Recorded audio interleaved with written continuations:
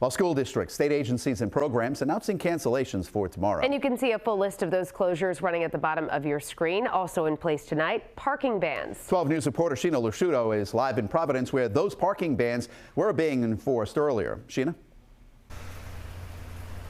Yeah, they worked really quick. In Providence, we basically saw a police cruiser driving around. Behind it was a tow truck. The rest, you'll see what happens here in our video. Basically, a police officer will identify a car that is still on the street, and then the tow truck gets the car out of there. We saw that several times.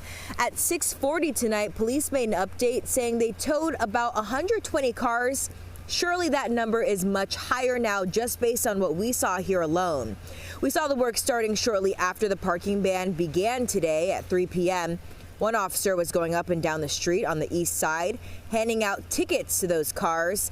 The mayor, Brett Smiley, explains why they started that process so early.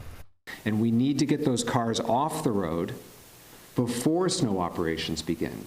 We also need to make sure that the tow trucks themselves can safely get down the streets. Now, the goal is to have enough room for those plows to go up and down, so they're asking that trash bins also get off the curb. Trash pickup is also delayed here in Providence.